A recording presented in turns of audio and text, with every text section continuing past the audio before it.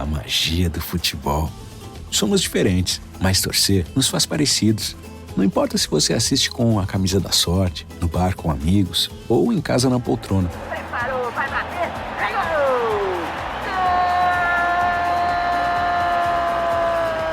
Se você é o que grita mais alto, o que só comemora depois do replay, cada um torce do seu jeito. Coca-Cola, torcer é pra todos. Não é tempo técnico, mas é intervalo aqui no podcast. Já imaginou se seu time tivesse um seguro para não perder nunca? Pois é, isso não existe. Mas com a Zurich Seguros, quem não perde nunca é você. Na Zurich Seguros, os planos se adequam às suas necessidades em qualquer momento da sua vida. Seja seguro de auto, residência, vida e muito mais. Diferente de alguns times, na Zurich Seguros você pode confiar. Para saber mais, acesse zurich.com.br ou consulte seu corretor. Meu nome é Cairo Santos e eu sou o kicker e único brasileiro jogando na NFL.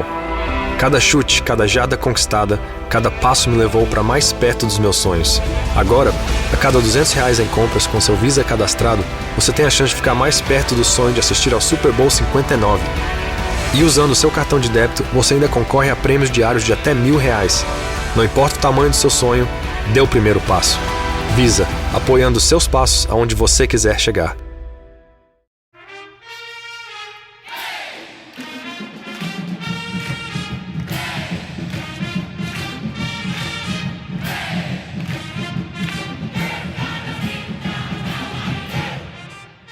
Hey there, Duke fans, and welcome to episode 661 of the Duke Basketball Roundup. Jason Evans here for your listening enjoyment. It's on a Saturday morning. Donald Wine is with me as well.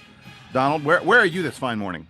I am in Savannah, Georgia, so just a few hours away from you, Jason. Unfortunately, unfortunately, I'm here for a wedding. That's the fun part. The unfun part is that I have to go back from said wedding on Monday and cannot stick around in Georgia for the Champions Classic. But I will say, thank you, Darren Harris, for getting us to the magical number of 100. There we go, baby. Exactly. It was funny because the announcers were keenly aware.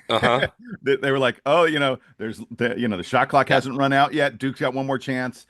We missed a shot," and they went, "I think that's it. That's it. Well, that was it. They blew it. Yeah. Nope, and then Darren Harris got not that on my steal. watch. Yep. It was a fun way to get to 100, and I got to tell you, by the way, with like 3-4 minutes left when the deep bench came in, 3 minutes left, I guess, when the deep bench came in, I was like, oh, we're never getting to 100. And those guys just went wild. So yeah. I love it. A lot of fun. I love it. It was a lot of fun. So just so folks know, by the way, Donald just mentioned the Champions Classic. There will be a separate episode in your feed where, in the next few hours, where we'll be releasing it Monday morning, Monday midday-ish, where we will preview that contest with Kentucky. A big, big game for Duke, because it's time for this team to play some legit competition, because we're just mollywopping everybody else right now. Time to play some ball. But let's recap the mollywhopping from last time, because it wasn't perfect as we will discuss. But again, that second half, we were somehow able to really turn it on. Yes, yeah, exactly. And although it's worth noting, Duke keeps on. We've seen a little bit of a pattern here where Duke in the first half maybe isn't quite as good as they are in the second half, and maybe we complain a bit as analysts, as fans, whatever you want to call us. The reality is we're still posting like 20-point leads at halftime. Like, what are we complaining about here? I don't get it. In any event, the way we will start. The way we usually start when we don't have 100 headlines is we will do the headlines. I want to thank you all for being merciful with us. I think, Donald, we only got about 30 or so headlines for this one. It was a much more reasonable pace as opposed to the 100 plus we had for the contest last time. We love getting the headlines, folks, and this was a number that I could handle.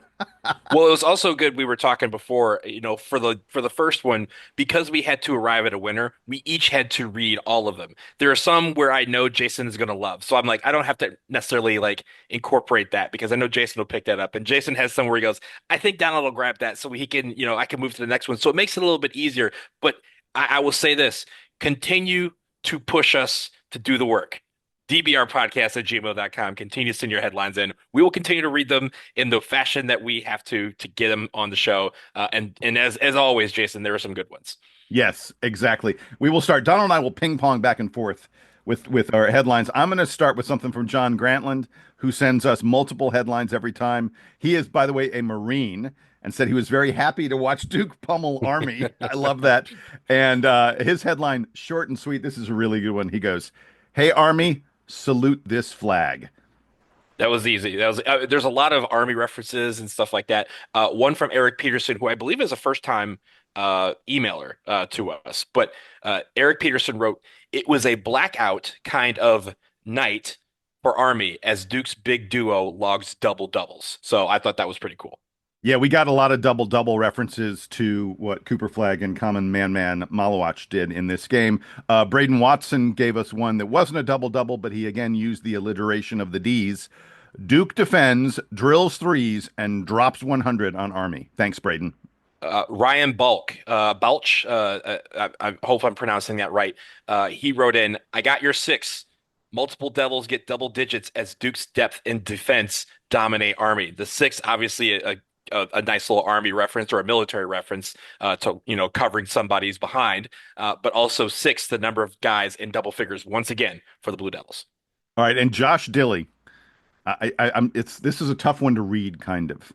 Khan Manmander in chief. Get it, like commander in chief. Hmm. Khan Manmander, and like not Khan, but Khan Manmander in chief. Duke Downs Army under Friday Night Lights. And by the way, he spelled night with a K. Yeah, that was pretty cool. Jared Strauss, again, another Army reference. "Bombs away. After early misfires from long range, Duke artillery assaults Army." I had to read that in my head twice, Jared. So congratulations to you because you made me think when I read that one. Okay, Donald, is that the last of your headlines? I have one more. I have Go one for more, one and more, it was yeah. from Bill Slayton again. I think another first timer, at least that we're reading. And he goes, "Black Knight for Black Knights, shields pierced through Knipple." Yeah, I like that. I like that. I thought that was very good. All right, so we're going to close it off with this. Jamie Keffer sent us a limerick. Oh boy. We we Enjoy. love we love limericks. I will say this: limericks are a little bit harder to read because they're more, and then a lot of you like to throw them in there, and then we have to think about the fact that, wait, did I just read a limerick? And we read it a couple more times. But this one was very clear. They're like, "Hey, I have a limerick for you. This is a limerick." So if you want to send us limericks, that's great. It's not guaranteed to make show, but this one was good to make the cut. Yeah, this has the cadence and everything, which is not easy to pull off. So here's Jamie Keffer's limerick. Common cleaned up the glass while Malik bothered every pass. Two double doubles, Black Knights in trouble. Blue Devils kicked poor Army's ass. Oh That man, was great. Jamie, That was that is great. a winner. That is a big old winner there, Jamie. Uh, I really enjoy that one. So let's now get to discussing this game that the Blue Devils defeat Army by the roaring score of 100-58, a 42-point win. And Donald, we start as we always do with the good. This is going to seem weird. I'm going to start with sort of a good slash bad, which is our 3-point shooting. Mhm. The bad is Duke came out cold. I mean, really cold, like 1 of 11 cold.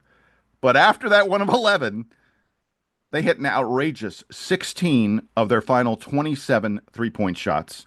That's nearly a 60% pace on threes. And it was up and down. It was across. It wasn't like there was one guy.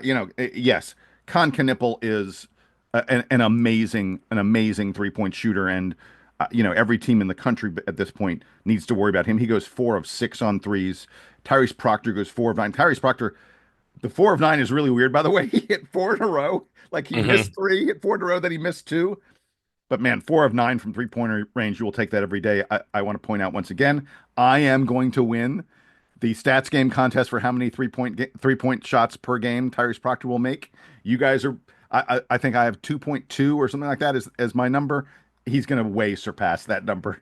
Yeah, And well, I mean, we'll talk about him a little bit later. And again, the streak that he went on the second half was great. He had 14 points in the second half. All 14 of his points came in the second half. So we'll talk about him a little bit later. At least I would like to note something about him for later. But I also think with the shooting, Jason, is I want to note a point in this game. About 10:19 left in the game. John Shire calls a Wait, timeout. We're up. about 10-19, or is it exactly? It's 10-19, 10-17. We I'm kidding. Go I ahead. didn't check Yeah. this. I didn't check the actual, but it was about 10 minutes left. John Shire calls a timeout. We're up 65 to 43. And he called it because at that point we like there was a stretch where we weren't executing well and we weren't playing hard. He took out everybody who was in the game and Yep. he put in Tyrese Proctor, Sion James, Conkin Nipple, Basin Gillis, and Common Malwatch. We outscored Army 35 to 15 the rest of the way, and it was led in part by a lot of guys shooting threes and really just cleaning up the glass. And there's a quote from Common Malwatch, which I think is great. It's very simple.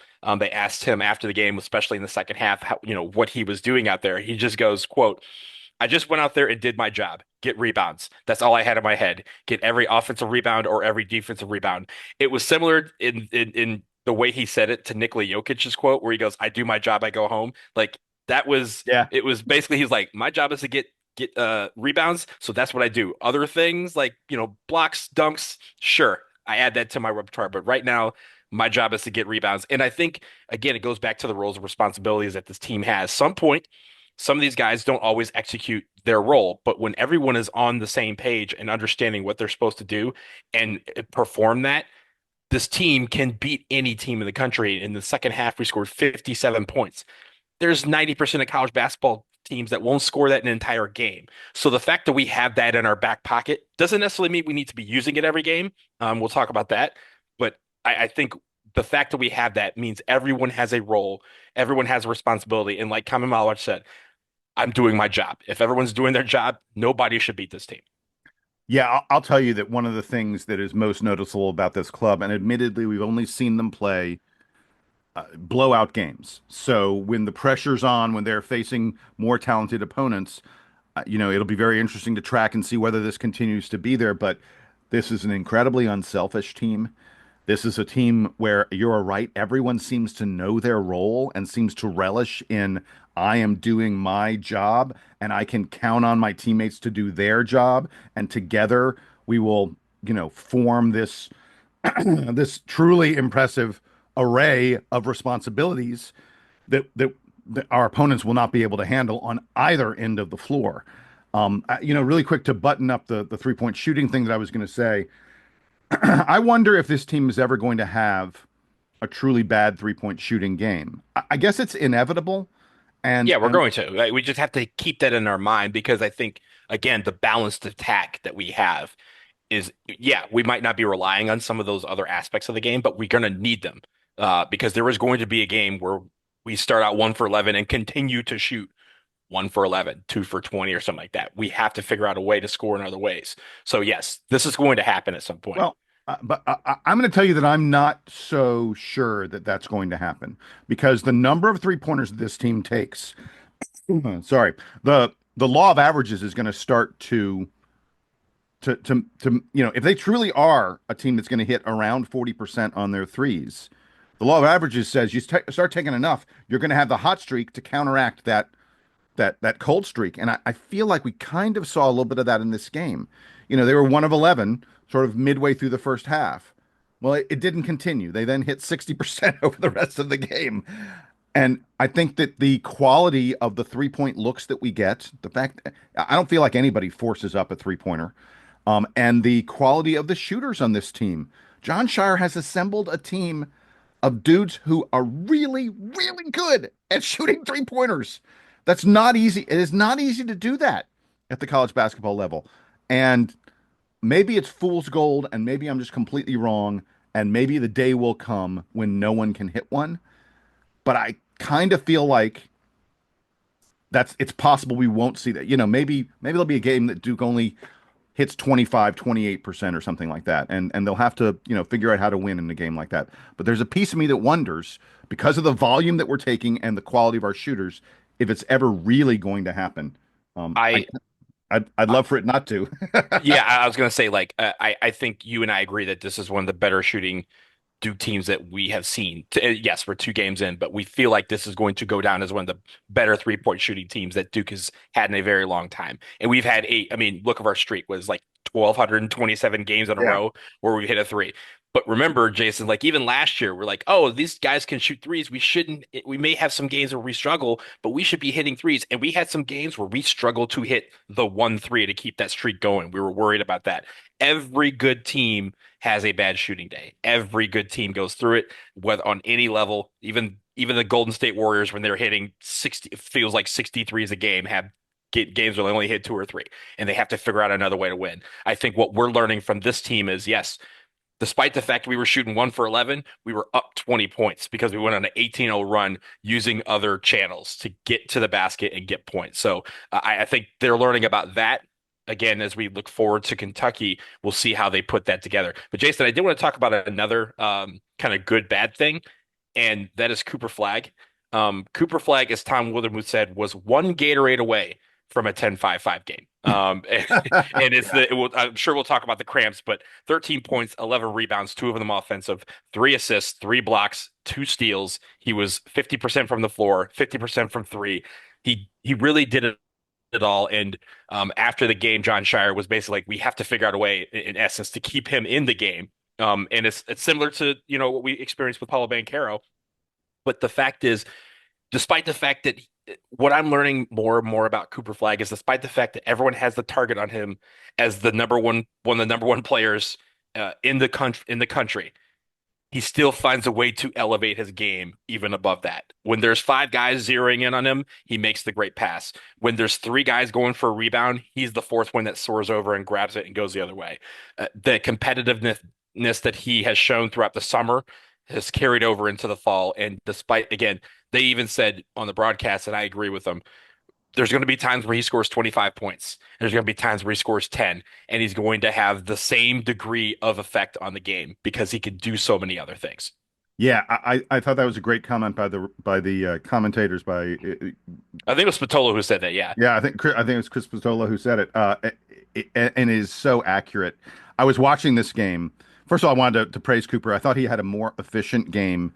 He didn't take as many of those sort of questionable shots, Mhm. and I appreciate that. Thank you, thank you very much. Shot chart was cleaner. Yes, shot chart. Exactly, exactly. But the thing I noticed, this is going to sound weird. I feel like he's the Potter Stewart of basketball. Potter Stewart, a very famous Supreme Court justice, famous for his comments about pornography, where he said, I can't describe it to you, but I know Well, it you when know it when you see it. you Yep. know it when you see it. I feel like Cooper Flag is that kind of guy because I can't describe, the specific things in the box score. I'm not going to go like, oh, he's gonna have X, Y, and Z that he's going to do on a game to game basis. But you know it when you see it. When you watch him play, that's when you understand.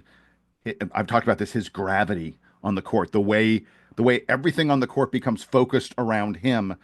And I feel like if you just look at the numbers, and obviously 13 points, 11 rebounds, 3 assists, 3 blocks, 2 steals. He's filling up the box score and outrage. But if you just look at the numbers, you don't understand. You need to watch him play and see the way he impacts both ends of the floor equally in dramatic, dramatic ways to really appreciate the genius of what he's doing out there on the floor. Yeah, I think so. Last night I wasn't able to watch the game in full live. I was out and about with wedding stuff. But what I did was I was following on my phone, obviously keeping track of stats.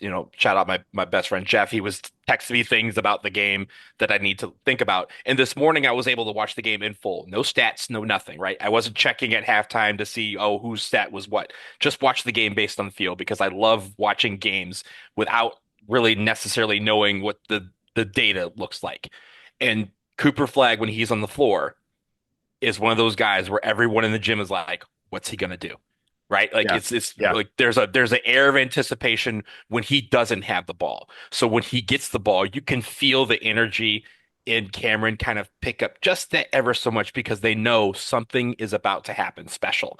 And there's, we've seen guys on other teams where you get the ball, you're like, wow, what's he going to do? It's going to be something bad. How is he going to ruin this? That's not Cooper Flag. Like Cooper Flag, you can feel the wave of anticipation that he's going to do something spectacular to affect this play. and set up future plays because as we've talked about, he's a guy who kind of thinks two, three passes down the line. And even when he's shooting a three, there was one time he shot a three in the corner, made it, and was the first guy on the ball at half court. So he ran back to half court, something that is taught in every high school, but a lot of people don't pick up on it.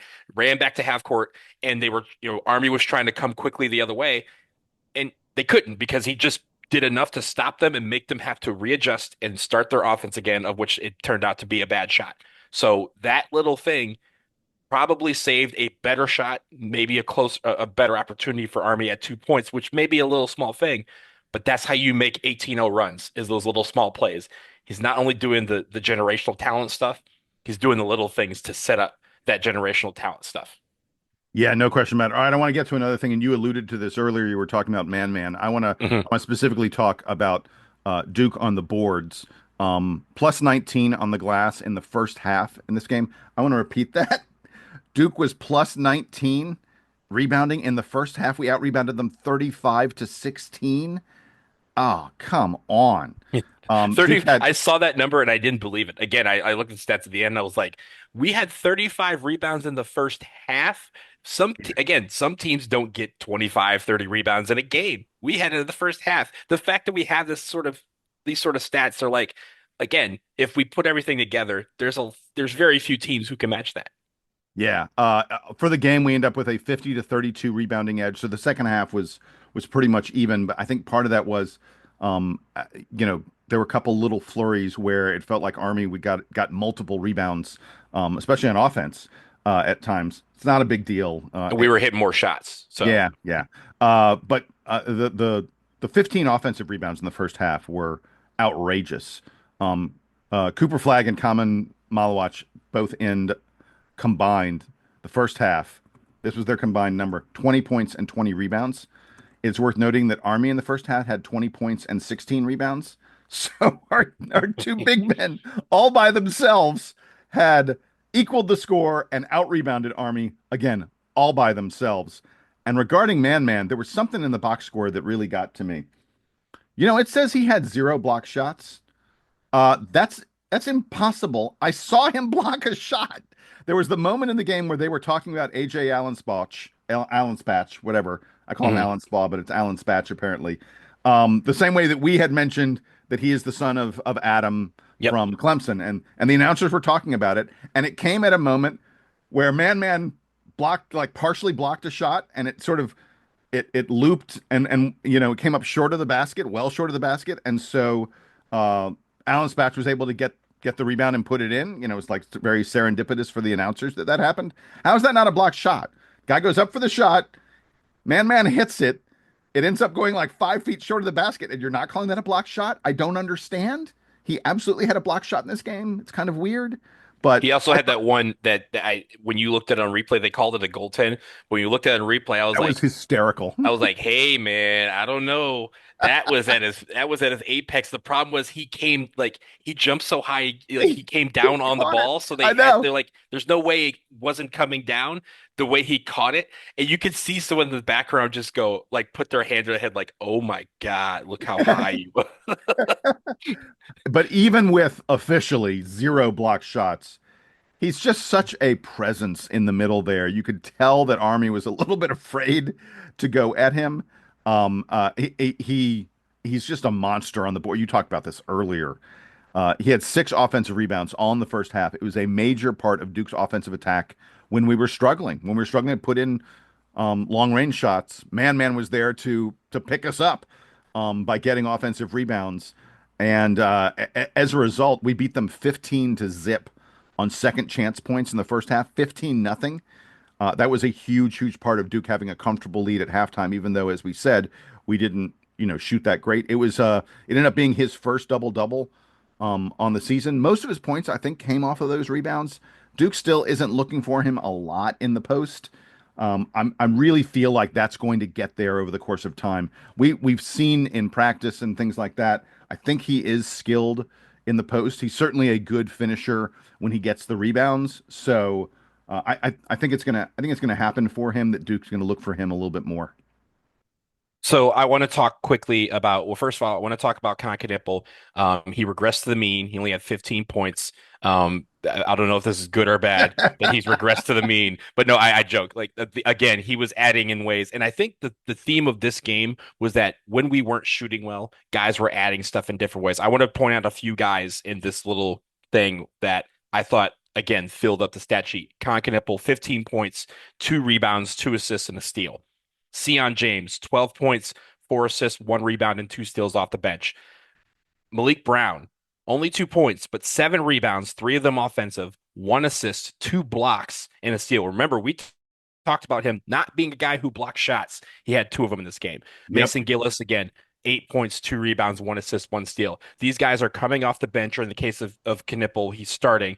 And when things aren't necessarily going their way in the form of shooting the ball, they are able to affect the game in other ways. And I think the team defense that we played is what's going to help us win a lot of games because especially in the first half, I thought despite the fact that we weren't didn't feel like we were playing well, we were able to open up a 20-point lead in part because our defense was continuing to throttle them and keep them at bay. But in the second half, even when things opened up a little bit more, these guys came off the bench and were able to show that they could do more than just score. These guys can get rebounds if we need them. We can get steals if we need them.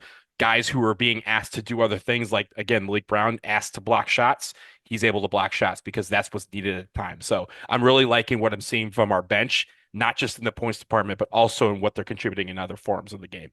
Yeah, there's no question about it. In fact, usually you talk about the bench, how much is there a drop off to the bench? There's zero drop off to Zero. the Duke bench. And in this game, it was a pick me up. I mean, let's be honest. And I'm not saying that I want Duke to change the starting lineup. I'm very pleased with the way things are going. I'm very pleased with the rotations. It is worth noting that Sion, Mason, and Malik all played like 18, 20, 18 minutes and 20 seconds or 25 seconds. Very, very similar minute breakdown for all three of those guys off the bench. And I am here to admit that earlier in the year when I said, I think that Mason Gillis is going to play a smaller role, I was wrong. I was wrong. I was wrong. I'm just going to say it right now. There's no question in my mind that this Duke team is going 8 deep every single game and getting incredible play off that bench. So again, I'm not saying Duke should change the starting lineup, but I mean, you could make an argument that the Duke is a better team when Sion James is in the game. I don't know who needs to sit for him to be in the game, but frankly, through two exhibitions and through two games, Duke is a better team when Sion James is in the game. Did you see his plus minus in this game, Donald? It's absurd. Okay, in 18 minutes of play, Sion James had a plus minus of plus 44. Small sample size warning. I know it's one game. Plus minus is the most deceptive statistic out there, but he put up a plus 44 in 18 minutes. That's crazy. I don't care how deceptive that is. A plus 44, if you played 40 minutes, is incredible. If you have a plus 20, I mean, how many games were like, hey, Ryan Young led us last year with a plus 18. Yeah. Plus 44, that means that they were 44 points better when he was in the game than the 30 minutes they were out. Like, yo, that is incredible. Well, it basically means this. When Duke played Army without Sion James, it was almost a Basically tie a game. wash. Yeah. It was a very competitive contest.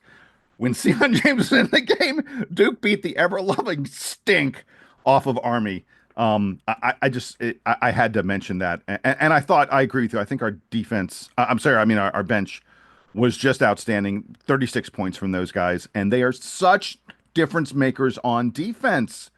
I mean, that to me is one of the biggest things about Malik and Mason and Sion is the way they're able to bring physical, smart, well-positioned defense every single moment they are on the floor. All right, so Donald, I'm going to transition now from the bench to the ball handling because I want to talk about the way, Duke used the pace and the such in this game because it's such an important part.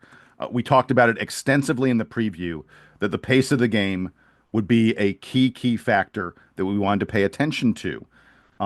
Because Army, like Maine, is a team that likes to play slowly. And, there's a question, is Duke going to impose their will on the opposition or will the opposition slow Duke down? And through two games, the answer is Duke imposes their will. Well, that's what we want, right? We Yeah. don't Oh want, yeah. we never want to play down to play down or up to anybody's level in form of tempo. We want to dictate that because if we are, I mean, the way we play, as fast as we're going to play, very few people are going to be comfortable with that. So we can play the way that we want to play. How many people got to play catch up already? And then on top of the fact again that we're, putting up stats that people put up in whole games. If they can't keep up with the tempo, then there's no way that they're going to be able to challenge us in some of these aspects. Yeah. All right. So let's get to the actual numbers behind this. So this was a 71 possession against Army, 71 possession game against Army. 71 is a lot more. Army's usually down in the mid-ish 60s. That's where they want to play. It's worth noting that Duke against Maine was a 74 possession game. Again, way more than Maine usually wants to play. Now we have Kentucky coming up next, and we're not going to do a full preview here, obviously. We will do that later. But Kentucky is a team that does play fast. And I kind of wonder if we might see, an 80 possession game would be like almost unprecedented. That is a ton of possessions. People don't realize the difference between like 72 and 68. They're like four possessions. That it's a big difference. So I'm telling you right now, I think this Kentucky game might be a like a 78, maybe even an 80 possession game, which would be fun to watch for sure. But the biggest thing is when you're playing at that fast pace that Duke is playing at, that Duke is forcing their opposition to play at, are you able to handle the ball handling? Are you able to avoid ugly turnovers? Are you able to be efficient while playing at a faster pace? And Duke, this game absolutely was. We cleaned up those ugly turnovers that we saw against Maine. Duke only has 8 turnovers in this game. Recall against Maine, it was 13. And we had 19 assists on 35 made buckets for a 54% assist rate. That's a nice place to be. That's where you want to be as a team, especially when you consider that Duke was missing shots early and getting a lot of buckets off of second chance points, off of offensive rebounds. Pretty rare to get an assist on an offensive rebound. So, that assist number I think is really, really good. And it's worth noting that Duke really spread out the ball handling and the initiating in this game. The assists, Sion James had 4 assists. Cooper Flag, Caleb, and Tyrese had 3 assists each. It felt to me like Duke was playing a little bit more through a variety of guys as opposed to last game. It really felt like it was the Khan and Cooper show. I got no problem with the Khan and Cooper show. Those guys are great, but I really liked seeing other guys initiating a little bit more, other guys attacking the basket more, and certainly in the play in the case of Reese and Caleb, they took a lot more shots in this game. They were attacking the basket more than they have been. Caleb ends up taking 10 shots. Tyrese ends up taking 12. Those are the two highest number of shots in the team. I got no problem with that because they were both very, very nicely efficient. And Tyrese, by the way, came really close to a 10-5-5 game because he had 5 rebounds and 3 assists. And Tyrese, you already mentioned, he had that hot streak in the second half where he was just nailing everything from three. I want to talk about one other thing that I think was a very small moment, or at least two very small moments, but again, kind of harkens you back to the nostalgic days of Duke basketball. First of all, rest in peace to the LED lights at the end over by the cheerleaders because with about 33 left in the game. Malik Brown had a hustle play that kind of took him out of bounds, and he knocked out an entire panel of the LED lights that line the court, and there's a nice big box of blank for the rest of the game. But that play, again, is something that, yeah, you're like, okay, now we see that in most games. We don't. We don't see a lot of times where guys at 4:33 left in the game with us up 40 points going trying to dive out of bounds to save a ball. We saw a lot of guys, flipping balls out of bounds, like or trying to get, leap out of bounds to save balls. There was also one play in the second half, and this is when Cooper Flag, right before he went out for what appeared to be the rest of the game, for cramps. He had a ball where he turned the ball over, but as he turned the ball over, the guy got the Army guy picked up the ball, and then immediately Cooper Flag swiped it and then dove on the ball and grabbed it. He was called for a foul, but everybody in the gym and even the broadcasters were like, that is an incredible hustle play for especially when Yeah. kind of turn the ball over. It's easy to give up on that play or at least like give up on that initial part.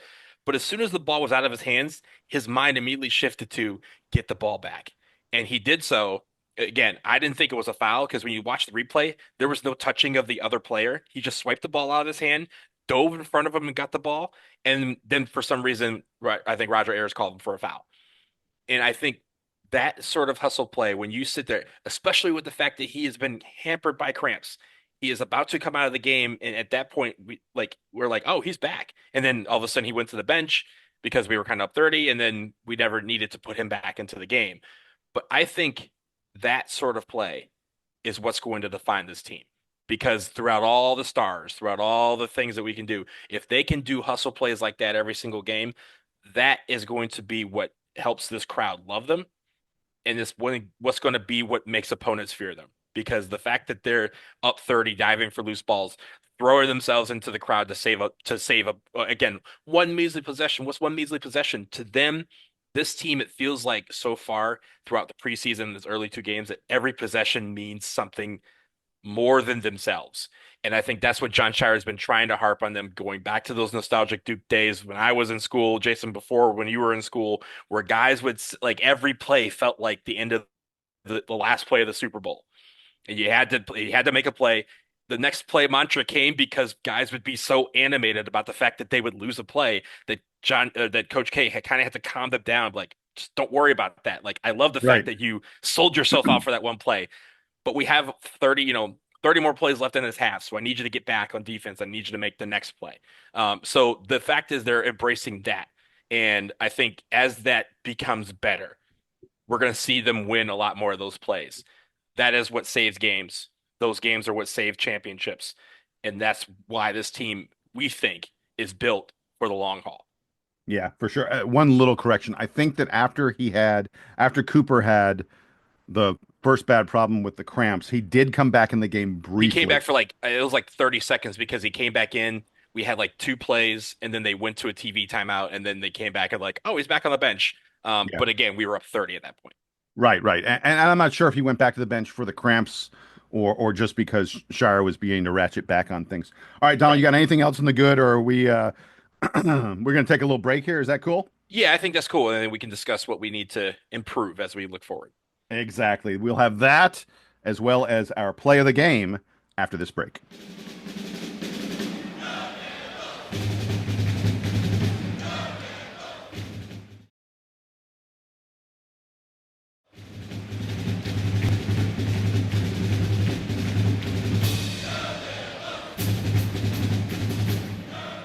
All right, we're back from the break, Donald, and time to get to the bad. Not a lot of it, and I feel like in a game like this, especially a game where Duke wins by such a lopsided margin, any bad is sort of like nitpicking, and it's tinged with good. I mean, like most of the stuff I have in the bad, like Duke started out 1 of 11 from three. Yeah, they came back and they then hit 60% from there. But I mean, it's Hmm. bad that they started out 1 of 11 from three, Duke couldn't hit a free throw. We were like one of our first six on free throws. We then hit 12 in a row the rest of the game. So it's sort of hard to look at a complete game statistic like, oh, how did Duke shoot from three? Well, over the whole game, we were great. We started out terrible, but then we were great. How did we shoot from the free throw line? Oh, we were over 70%. No complaints there, but we started out 1 for 6. So I guess to me, those cold shooting starts are the first place I would go in the bad. Yeah, and I think there's a couple things kind of tied into that. One, I will say John Shower gave Army a lot of credit for that because he said Army was throwing different defenses at them on every single possession. And he was like, sometimes there's a triangle and two, there's a box and one, there's a zone, there's a man, they're pressuring, sometimes they're backing off. And And by the way, we talked in the preview about Army being a very, very good team at Mhm. defending the 3-point line. Yeah, and even just again showing different sets, right? And part of the reason why we have this game is because the ties between Duke and Army, of course, through Coach K. But also, this is a great opponent to learn about how we respond to different types of pressure, different types of defenses. And I think I mean, Coach or Shires even said, "I'm glad it happened because it gives us the lesson to learn from. It's not just running plays; it's reacting to what the defense is going to do." And sure enough, we're going to have teams who will look at the game tape or these first two blowouts and they're going to say, okay, how do we stop this team? Do we stop them with the box and one? Do we stop them by honing in on the triangle and two and honing in on Knipple and Cooper Flag and taking the ball out of their hands? We were able to learn so much about this team and how they respond to different things. And hey, the first 10 minutes of this game, it wasn't great. It wasn't it wasn't terrible, but it wasn't great, right? There was times where we had to really regroup and again play the way we need to play. I think the second thing about it is, and this is maybe just a personal request, I think we need to get I'm sorry, Caleb Foster and Tyrese Proctor involved earlier in the game. And the reason why I say that is because in the second half, Tyrese Proctor went off, right? He came in with four threes, but early in the game, he's not really looking for a shot. He's looking to establish Cooper Flag or Con Knipple, or even like maybe if we want to go down to Man in the middle. But we're not really focusing on getting those two guys involved in the offensive part, whether it be through passing or through actual shots. And I'm wondering if we need to do that earlier, as only if to present that feature to the other team as to say, hey, look, you know, you might be waiting for Sion James and Mason Gillis to get into the game before you think that the guard play is going to step up a bit, but it's going to be high level the whole game, whether it's through the passing or through the shot. I think just a couple more shots from Tyrese Proctor early on, because if he starts hitting those, and as we saw last year, the games that he had four or five threes in the game, a lot of them started with him hitting like the first three of the game and going, oh, well, jar's open. Let's go. And getting that confidence super early. So I would love to see them get more involved on the regular basis in the beginning of the game. And just, I think that maybe that adds to the slow starts that we are having offensively with the shooting.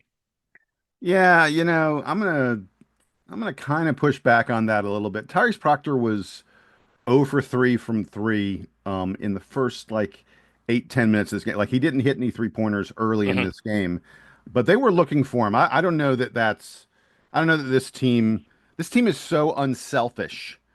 Right. And they have so many different weapons. We didn't really talk about the balanced scoring. We had six guys in double figures. Mason Gillis was a seventh guy with 8 points. Um, other than Malik Brown, who's really only looking to score right around the basket. They're just a ton of weapons on this team. And I don't feel like they are focused, too much on Cooper and Connerly. Maybe, I'm not going to completely Yeah, disagree with you. again, it's more of a personal request. It's not a thing that Yeah, I think is bad or thing that is a trend. But again, as we hear the first half, we hear all these guys going off. We rarely talk about Tyrese Proctor and Caleb Foster going off until the second yeah. half. And maybe that's the two-headed monster, right? We go, hey, you just got torched by these two guys in the first half. Oh, nope, second half, we got these two other guys who are going to take over. It's a gift and a curse, but I think getting everybody involved as soon as earlier gives everybody the confidence that yes, I can be the guy in the second half that can take it to the next level. Yeah, so I will say that I agree about one thing, sort of tangential to what you were saying. I thought this was a much quieter offensive game from Con Knipple. Didn't feel like he was probing the defense off the dribble quite the way he did in the first game. Um, we really need to see. I think one of the big questions for this Duke team is when Con Knipple is facing, really high level defense, because, frankly, our first two opponents. No offense to Maine and Army, Duke is not facing the kind of athletes that we'll be facing when we get into the ACC games, when we play Kentucky and Kansas and Auburn and on and Illinois and the such. It's a different caliber of opponent. And I think it's going to be very interesting to see if the things that Khan has succeeded at against these somewhat lesser opponents will work, other than the three-point shooting. We know the three-point shooting is going to be there. He's an amazing three-point shooter. If you give him an inch, he's going to take the shot, and he's Mhm. probably going to hit it at a 40+% clip, maybe a 45+% clip. I was But thinking 43.3. That was what I was thinking. was that your exact? That was your That's exact. probably that's around where I put. But yeah, we can go higher.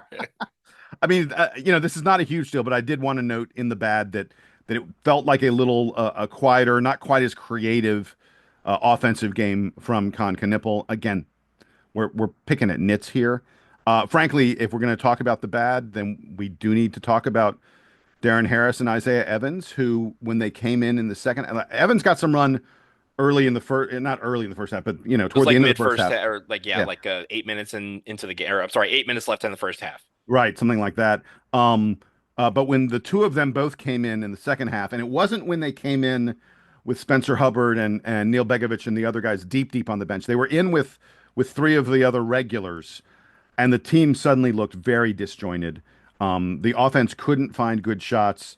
The D got, frankly, a little bit lazy. I'm not saying that was necessarily on Harris and Evans, but that was the time where Army went on this little 7-0 run, and frankly, not that they got back in the game. Duke was leading by 35 or something like that when this started, but you saw John Shire frustrated at what his team was doing, and as you mentioned earlier, he sat everybody down and put five new guys in, and those five new guys then went on a pretty big run. But to me, it shouldn't be ignored that that happened when Darren Harris and Isaiah Evans came in the game. I wonder if perhaps, again, based on what I saw at the one practice I attended, and I don't want to say that this is true at every practice, I wonder if perhaps Evans and Harris don't get as much run with the starters, with the real regulars. Perhaps they don't get quite as much run as everybody else does because they are clearly the ninth and 10th men.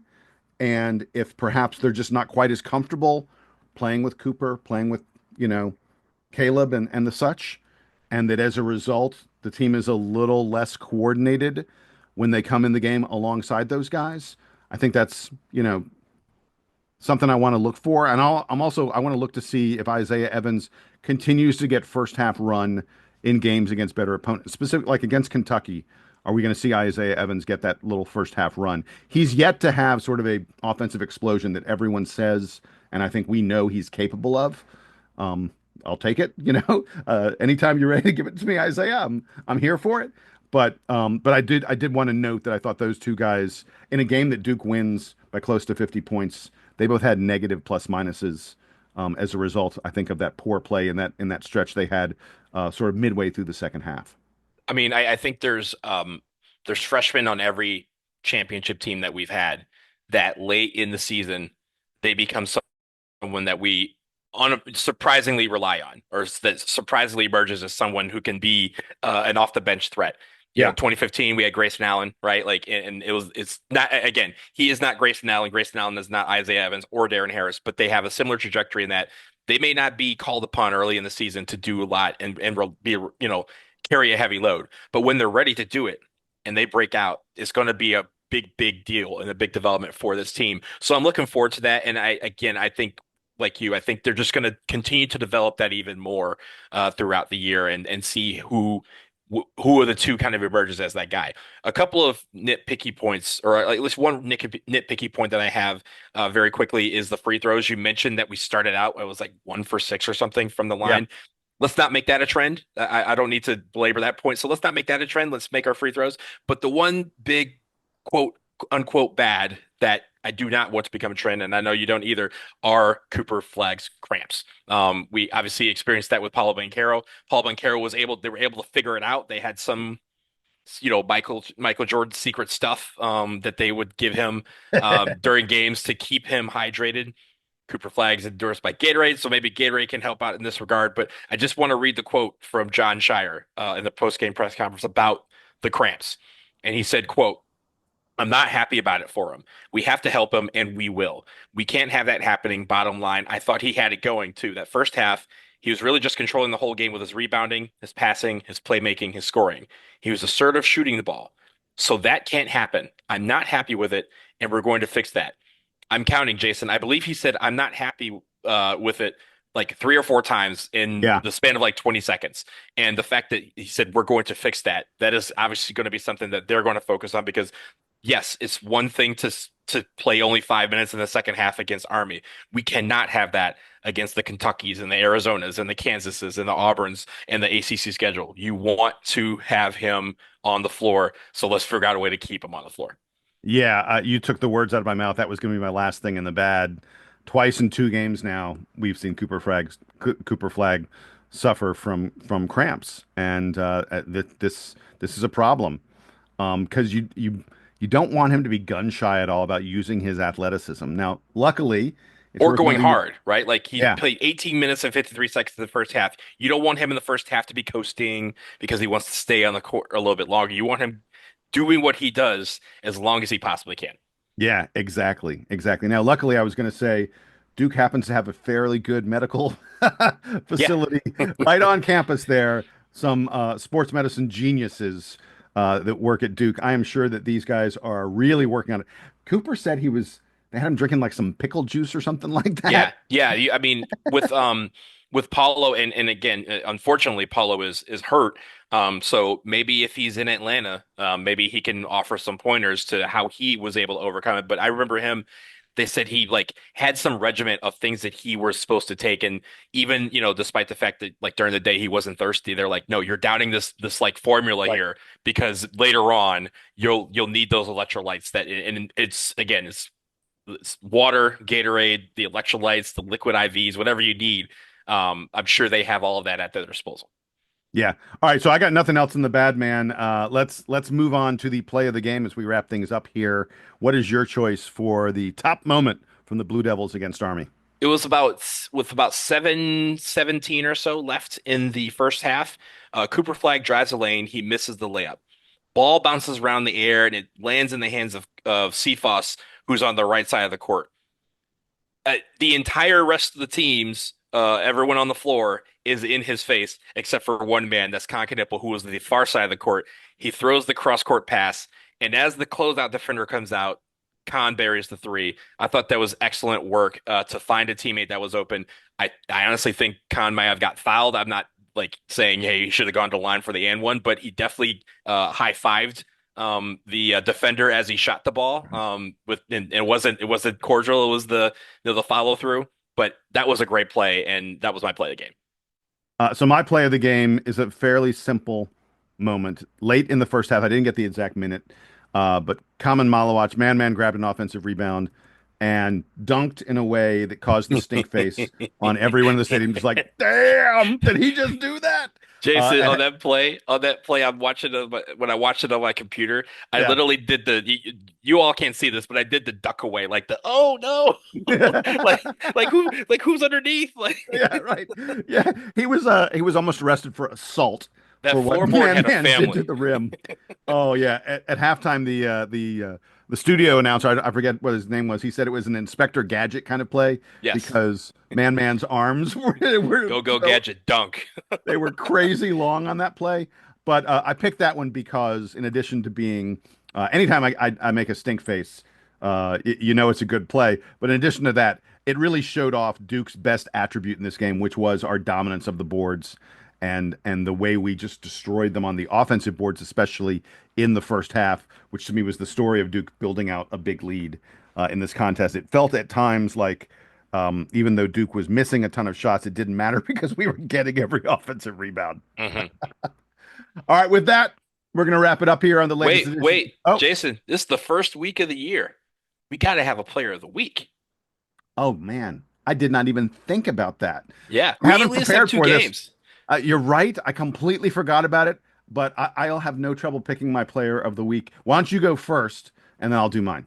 It's going to be easy, Jason. Well, at least it's down to two guys, Cooper Flag and Concanipple. Concanipple, I will say, had 37 points, 6 rebounds, 4 assists, and 2 steals on the week. But my player of the week is going to be Cooper Flag, Yeah, 31 points, 18 rebounds, 8 assists, 5 steals, and 3 blocks on the week. Again, and that was in really two, 3.5 games, or sorry, 1.5 games because he barely played the second half against Army. Cooper Flag and Concanipple clearly stood out this week, but I'm giving an edge to Cooper for him being able to do multiple things and fill up the stat sheet in several ways. yeah, I've got no problem making this a unanimous choice. Cooper Flag is, he's everything that he was advertised to be, which is really hard when you think about a kid who's 17 years old and everyone's saying, "Oh, he's the next big thing in the sport." Um, And it's weird because the stats, even though he's just filling up the stat sheet ridiculously, the stats don't tell the story. Like I said earlier, he's the Potter Stewart of college basketball. You have to watch him. You have to see him play to really understand the way he impacts the game. I think this is going to be a special Duke season. And I think one of the major reasons for that is John Shire said, I'm getting a guy who is truly unique and I'm going to surround him with complementary pieces. And so far, it is working very, very nicely. Absolutely. I love it. All right. With that, we're wrapping it up here on the latest edition of the DBR podcast. Thanks for joining us. Again, check your feed. We're going to have that preview of the Kentucky game. We'll be talking about what to see in the Champions Classic. I will be at the Champions Classic along with a whole bunch of my class of '89 buddies. We're having a little reunion in one of the luxury suites at State Farm Arena. All you can eat food and drink and beer. It could get a little bit ugly, Donald. Well, hopefully the scoreboard's ugly in our direction. So, Yeah, and it's that's a 9 o'clock start, and 9 o'clock starts in Champions Classic means like 9:45. Like you guys are gonna be there a while. yeah. It's gonna be a late. We're gonna have been there for a while, Uh-huh. consuming. Until then, he's Donald. I'm Jason, and here's the Duke Band playing us out and taking us home to Atlanta for the Champions Classic.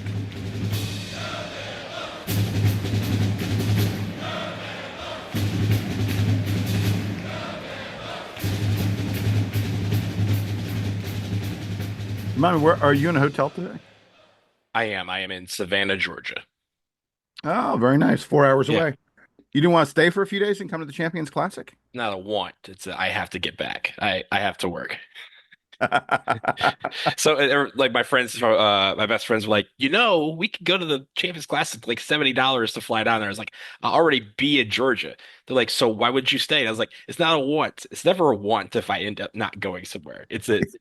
I need to do this thing that Right, right. requires me to go home. So I hear you. yeah. I totally understand. Well, I'm really trying to I have a suite ticket for Vegas. So, and I Nice. already have a hotel booked. That's basically I had to pay the resort fee for 2 days. So I have those. I just need to buy the flight to get to there and then the flight to get to Texas for Thanksgiving. Once that's happened, then I'm definitely going to that game. But That's going to be awesome. yeah, yeah. Did Kansas end up winning that game last night? They did. They did. They came from behind. Well, Carolina really came from behind. Right, I Kansas, saw that. Carolina took like a 3-point lead in like the final 3 minutes or so. But then Kansas fought back at the end. Carolina had a shot, essentially at the buzzer. Elliot Cadeau had a 3-pointer that could have tied it, but they Hmm. didn't get in there. Um, Good. We should be yeah, the ones to take them down. yes, We'll take care of that. I would agree. I would agree. But I mean, if you're Carolina, the fact that you played a 3-point game with Kansas in Lawrence, I mean, Hmm. that is really, it's probably the second toughest place, second, third, Cameron, and then I'd say Cameron and then Fog. yeah, That's how I is put it. Fog tougher than? I guess Kansas is consistently better than Kentucky, so Fog is going to be tougher than playing Then in right. Lexington. But yeah. Hmm.